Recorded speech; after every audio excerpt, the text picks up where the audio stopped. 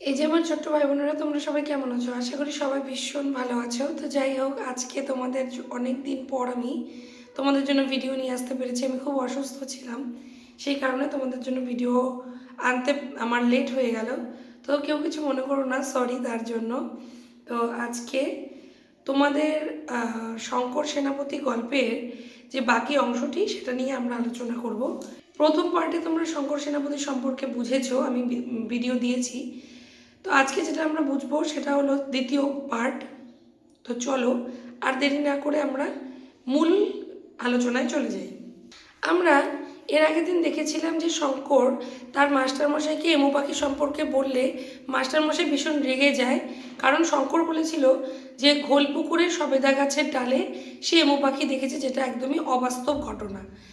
তো আজকে আমরা পেজ নাম্বার 7-এ 7-এর থেকে পড়ব। তোমরা একটু সঙ্গে থেকে শোনো ভালো করে। শঙ্কর মুষড়ে পড়ল, কিন্তু তার মনে হচ্ছে সে দেখেছে।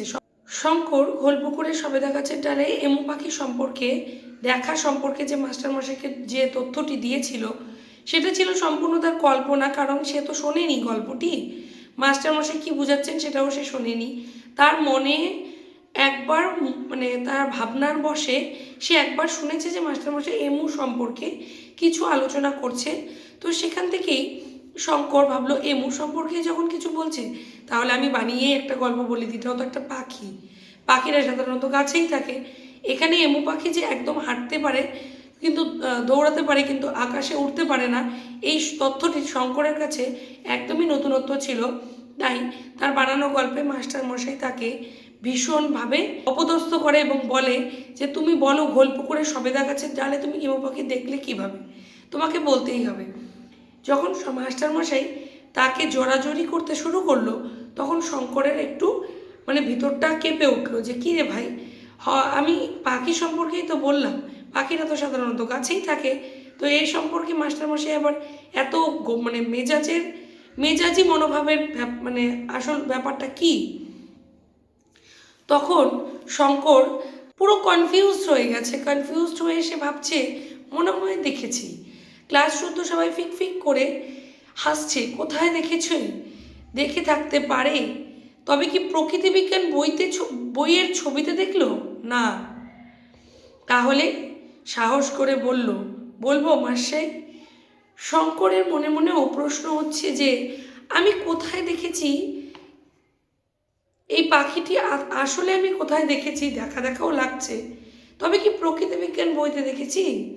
কিন্তু তার উত্তর আসছে মন থেকে না। তখন শঙ্কর তার মাস্টারমশাইকে বলল, মাস্টারমশাই তো না, মাস্টাই, আমি কি তাহলে বলবো যে পাখিটি আমি কোথায় দেখেছি?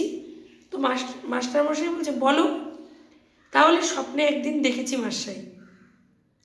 মানে স্বপ্নে একদিন সে দেখেছে এই এমু পাখিকে, বেশ বড় সাইজের পাখি। সারা ক্লাস হাসিতে ফেটে পড়ল। শঙ্করের এই সমস্ত উটকো কথা শুনে ক্লাসের সবাই যেন হাসির রসদ পেয়েছে। সবাই খুব ভীষণভাবে হাসতে শুরু করলো। হাসি থামাতে বিভীষণ দাস বললেন, স্বপ্নে দেখেছ? হ্যাঁ মাস্টাই, নাইলে আর কোথায় দেখব? শঙ্কর উত্তর দিচ্ছে, হ্যাঁ মাস্টাই, আমি স্বপ্নে দেখেছি, না হলে আর কোথায় দেখব?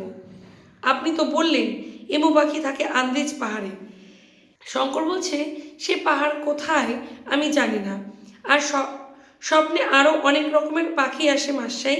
মানে শঙ্করের স্বপ্নে শঙ্কর যে আরও অনেক রকমের পাখি দেখা পায়, সেই কথা সে বিভীষণ দাস মাস্টারমশাইকে জানালো। চুপ বলে ধমকে উঠলেন বিভীষণ দাস। তোমার বাবার নাম কি? বিভীষণ দাস চুপ চুপ কথাটা বলে চিৎকার করে শঙ্করকে ধমক দিল। বাবার নাম জিজ্ঞেস করলো। আগে অভিমন্যু সেনাপতি। অভিমন্যু সেনাপতি হচ্ছে শঙ্কর সেনাপতির বাবার নাম। তাকে আসতে বলবে কাল, আমি কথা বলবো। বাবা তো আসতে পারবেই না মাস্টাই। শঙ্করকে তার বাবার সঙ্গে দেখা করতে বলানোর জন্য বিভীষণ দাস মাস্টারমশাই শঙ্করকে জানালো। শঙ্কর তখন উত্তর দিচ্ছে, বাবা তো দেখা করতে আসতে পারবে না। মাস্টারমশাই তখন প্রশ্ন করছে, কেন? বাবার খুব অসুখ। এমন সময় সেকেন্ড বেঞ্চ থেকে সমীরকান্ত দীক্ষিত উঠে দাঁড়িয়ে হাসি চাপতে চাপতে বলল, ওর খুব পেট গরম মাসাই, তাই রোজ স্বপ্ন দেখে। বলছে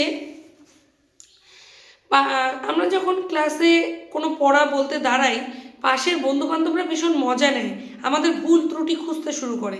তো আমাদের যেগুলো নেগেটিভ পয়েন্ট তারা সেগুলোকে ধরিয়ে দেয়, দেয় না? আমাদের সময় তো খুব এরকম হতো, এখন জানি না কি হয়। তো এরকমই একটা ঘটনা, শঙ্করের ক্লাসমেট মানে শঙ্করের সহপাঠী সমীরকান্ত দীক্ষিত, সে মাস্টারমশাইকে আরও পিন পিন দিয়ে উপরে তুলে দিচ্ছে যেন। বলছে যে ও শঙ্করের ভীষণ পেট গরম হয়, তাই ও ভীষণ স্বপ্ন দেখে। বইয়ের পাতা উল্টাতে উল্টাতে বিভীষণ দাস জানতে চাইলেন পেট গরম কেন। বিভীষণ দাস এই সমীরকান্ত দীক্ষিতের কথাতে উত্তর দিচ্ছে, পেট গরম আবার কিসের জন্য হলো? গাছে গাছেই সারাদিন থাকে গাব জাম নোনা ডাব খেয়ে খেয়ে বেড়ায়, পেট গরম হবে না তো কি? মানে শঙ্কর যে বনে বনে ঘুরে বেড়ায় সেই ইনফরমেশনটাই সমীরকান্ত দীক্ষিত বিভীষণ দাসের কাছে তুলে ধরল। শঙ্কর সেনাপতি আর বিশেষ কিছু বলতে পারল না।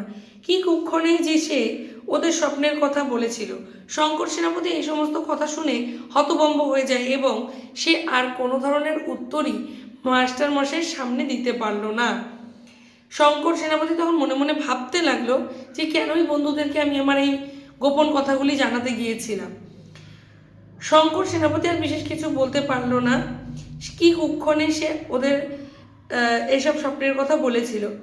স্বপ্ন তো সে সত্যিই দেখে, রোজই প্রায় দেখে। সেসব স্বপ্নে সে ওড়ে পাখি হয়ে। মানে শঙ্কর তখন মনে মনে ভাবছে, স্বপ্ন তো আমি রোজই দেখি, স্বপ্নতে আমি পাখির মতো উড়ে বেড়াই, আবার ধপ করে স্বপ্নের ভিতর সে খাট থেকে পড়েও যায়। শঙ্কর স্বপ্ন দেখে খাট থেকে পড়েও যায় কখনো কখনো। পড়ে গিয়ে ঘুম ভাঙলে টের পায় সে পড়েনি, বা পায়ের শিরায় টান ধরেছে। মানে যখন তার স্বপ্নটা ভেঙে যায় তখন শঙ্কর অনুভব করে যে না, সে পড়ে যায়নি, তার পায়ের শিরাতে টান ধরেছে। স্বপ্নেই সে এমু পাখি দেখে থাকবে, গাঢ় ছাই রঙের বিরাট এক পাখি ঘোল পুকুরে দিঘির পাড়ে সবেদা গাছের ডালে এসে বসেছিল। তাহলে শঙ্কর হয়তো স্বপ্নতেই এই পাখিকে দেখেছে, সেটা সে ভেবেছে যে বাস্তব, তাই সে মাস্টারমশাইয়ের কাছে উপস্থাপনা করেছিল অনেকটা বাজ পাখির মতো। সত্যি এমু পাখি অনেকটা বড় বাজ পাখির মতো, তবে তার চেয়েও বড়, বাজ পাখির থেকেও হয়তো বড় হতে পারে। দূর থেকে কাকের দল চেঁচাচ্ছিল, পাখিটা উড়ে যেতে ডানায় বাতাস কাটার শব্দ হয়েছিল। অথচ বিভীষণ মশাই বলছেন এমু উড়তে পারে না, দৌড়োয়, দৌড়বাজ পাখি। দেখো, ও এমু কিন্তু ওড়ার মতন ক্ষমতা এমু পাখির নেই, সে দৌড়াতে পারে, দৌড়বাজ পাখি। তো যখন শঙ্কর এই এমু পাখির স্বপ্ন দেখেছিল তখন দেখেছিল যে কাকের দলরা এই এমু পাখির চারপাশ দিয়ে চেঁচাচ্ছে এবং পাখিটা ডানায় বাতাস কাটার শব্দও শঙ্কর তার স্বপ্নে অনুভব করেছিল। পৃষ্ঠা নাম্বার 8 দেখো। জেগে থাকতে দেখা আর স্বপ্নে দেখা জিনিস আজকাল শঙ্করের গুলিয়ে যাচ্ছে। মানে জেগে থাকতেও দিনের বেলা সে অনেক কিছু জিনিসই দেখে এবং রাতের বেলাতেও সে ঘুমের মধ্যে অনেক কিছু স্বপ্নে দেখে। কোনটা যে স্বপ্ন আর কোনটা যে আসল শঙ্কর যেন গুলিয়ে ফেলছে। স্বপ্নের দেখাকে মনে হয় জেগে থাকতে দেখছি, জেগে থাকতে দেখা জিনিস মনে হয় স্বপ্নে দেখেছি। মানে জাগনা আর ঘুমন্ত দুটো ভাবের মধ্যে শঙ্কর যেন কনফিউজড হয়ে গেছে। হঠাৎ বিভীষণ মশাই চিৎকার করে বললেন, দাঁড়িয়ে আছো কেন, বসো। বিভীষণ মাস্টারমশাই চিৎকার করে বললেন, দাঁড়িয়ে আছো কেন, বসো। সঙ্গে সঙ্গে শঙ্কর বসে পড়ল। সে তার স্বপ্নের কথা আর কাউকে কখনো বলবে না, বিশ্বাস করে বলার ফল তো এই। শঙ্কর তখন মনে মনে অনুভব করলো, কিসের জন্যই যে আমি বন্ধুদের আমার স্বপ্ন বলতে গিয়েছিলাম, তাই তো বন্ধুরা আজকে আমাকে মজার পাত্র বানিয়ে দিল। সে স্বপ্নে অনেক কিছু জানতে পেরেছে, যেমন স্বপ্নের বাতাসের রং নীলচে। শঙ্কর দেখেছে যে স্বপ্নে বাতাসের রং নীলচে, বাড়ি ঘরদোর খয়েরি রঙের। স্বপ্নে ধাক্কা কিংবা গুঁতো খেলে কোনো ব্যথাই লাগে না। স্বপ্নের মধ্যে যদি ধাক্কা বা গুঁতো খাওয়া যায় সেটাতে ব্যথা অনুভব হয় না। অনেকটা যেন ঘোল পুকুরে বড় দিঘিতে ডুব দিয়ে মাটি তোলার পর ভেসে ওঠার মতো। গোলপুকুরে স্নান করতে গিয়ে শঙ্করেরা মাটি তুলতো, অনেক মজা করতো, যেমন 8-10টা শিশুকালে আনন্দ করে। শঙ্করও তাদের থেকে বাদ যায়নি, শঙ্করও সেগুলো মজা করত। আপোষে ভুস করে ভেসে ওঠা জলের নিচে পোতা বাঁশে গা ঘেঁষে গেলেও টের পাওয়া যায় না। জলের নিচে স্বপ্নের মধ্যে যদি তুমি বাঁশ পোতা থাকলে, বাঁশ যদি জলের নিচে পোতা থাকে, সেখানে যদি তুমি ঘষাও খাও শরীরে, তবু কিন্তু সত্যিকারের ব্যথা অনুভব হয় না। বিভীষণ মাস্টারমশাই বলছিলেন, পাখি দেখার জন্য যখন মাঠে বা বাগানে ঘুরবে, তখন খুব সাবধানে পা টিপে টিপে চলবে। মানে শঙ্করের মাস্টারমশাই শঙ্করকে বলছে, যখন তুমি পাখি দেখবে তখন বনের মধ্যে পা টিপে টিপে চলবে, কারণ পাখিরা কোনো মানুষের আওয়াজ পেলেই তারা জায়গা পরিবর্তন করে, তাহলে সেই পাখিটাকে কাছের থেকে আর দেখা হবে না, যেন পায়ের শব্দ না হয়। জামা কাপড়ের রং শুকনো পাতার রং বা জলপাই রঙের হলে ভালো। জামা কাপড় যেন সবুজের রং হলে বেশি ভালো হয়, কারণ এই রং গাছের পাতার সঙ্গে মিশে থাকে। সবুজ পাতার সঙ্গে সবুজ জামা কাপড় যদি মিশে যায়, পাখিরা আদতেও বুঝতে পারবে না যে সত্যিকারের মানুষ কোনটা আর গাছের পাতা কোনটা। বেগুনি রঙের জামা পরলেও ভালো, পাখিরা বেগুনি রং দেখতে পায় না। পাখিরা বেগুনি রং, আরও কিছু কিছু রং আছে যেগুলো পাখিদের দেখতে পাওয়া দুঃসাধ্য বলতে পারো, তো পাখিরা এগুলো রং দেখতে পায় না। তন্ময় হয়ে শুনছিল শঙ্কর। বলছে শঙ্কর এক দৃষ্টিতে তাকিয়ে এগুলো কাহিনী সব শুনছিল। হঠাৎ মাস্টারমশাই তার দিকে তাকিয়ে বললেন, শঙ্কর সেনাপতি। হঠাৎ মাস্টারমশাই শঙ্করের দিকে তাকিয়ে বলছে, শঙ্কর সেনাপতি? হ্যাঁ মাস্টাই, বলে তড়ি ঘড়ি করে উঠে দাঁড়ালো শঙ্কর। শঙ্করকে মাস্টারমশাই ডাকার সঙ্গে সঙ্গে শঙ্কর যেন খুব তীব্র বেগে সেখান থেকে চলে এলো মাস্টারমশাইয়ের কাছে। তুমি তো গাছে গাছে ঘোরো, একগাল হেসে ফেলল শঙ্কর।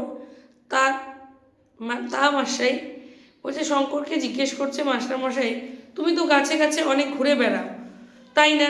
তো শঙ্কর বলছে, হ্যাঁ মাস্টাই। তুমি তো অনেক রকম পাখি দেখো। মাস্টারমশাই বলছে, তুমি তো অনেক রকমের পাখি দেখো, তাদের কথা বলতে পারো? মানে তারা কি করে না করে, তাদের চারিত্রিক গুণাবলী, সেগুলো কি তুমি আমাদেরকে বলতে পারো? বিভীষণ মাস্টার যে তাকে এমন একটা কথা বলবে তা ভাবতে পারেনি শঙ্কর। বিভীষণ মাস্টারমশাইয়ের কাছ থেকে এ ধরনের কথা শঙ্কর প্রত্যাশা করেনি। সে লজ্জার সঙ্গে বলল, মাছরাঙা। আর মাছরাঙাটা বলে শঙ্কর চুপ হয়ে গেল কিছুক্ষণ। তারপরে বলছে, হাড়ি চাচা, ডৌখোল, পানকৌড়ি, তিতির মাস্টাই। হাড়ি চাচা, ডৌখোল, পানকৌড়ি, তিতির, এগুলো এক একটা পাখির নাম। এগুলোকে শঙ্কর তার স্বপ্নে এবং বিভিন্ন সময়তে এগুলো দেখেছে শঙ্কর। বাহ, যত পারবে চোখ খোলা রেখে এই পৃথিবীর পাখি, গাছপালা, মেঘ, রোদ্দুর, আলো সব দেখে নেবে। শঙ্করের বুকটা গর্বে ফুলে উঠল। শঙ্করকে মাস্টারমশাই বলছে যে পৃথিবীতে বেঁচে থাকাকালীন অনেক কিছু জিনিসের অভিজ্ঞতা অর্জন করে নিতে। বিভীষণ মাস্টারমশাই বললেন, এই খোলামেলা পৃথিবী আমার সবচেয়ে বড় বই, তাকে চোখ ভরে দেখাই সবচেয়ে বড় পড়াশোনা। অর্থাৎ প্রকৃতিকে যারা ভালোভাবে অনুভব করতে পারবে, কেবল তারাই প্রকৃতিকে ভালোভাবে চিনতে পারবে। গল্পটি শেষ হয়ে গেল। তোমরা একটু জানাবে তোমরা বুঝতে পেরেছো তো? সবাই, কারোর কাছে কোনো অসুবিধা নেই তো? যাই হোক, তোমরা সবাই চ্যানেলটিকে সাবস্ক্রাইব করে দিও যারা এখনও পর্যন্ত সাবস্ক্রাইব করোনি। আর যা ভিডিওটি যদি তোমাদের উপকারে লাগে এবং ভালো লেগে থাকে, তোমাদের বুঝতে যদি কোথাও অসুবিধে না হয়, তাহলে ভিডিওটিকে একটি লাইক করে দিও। সবাই খুব ভালো থেকো, সুস্থ থেকো। আজকের মতো এখানেই টাটা। আসবো পরবর্তী ভিডিও নিয়ে। ততক্ষণ তোমরা অন্বেষা এক্সিলেন্সের সাথে যুক্ত থেকো।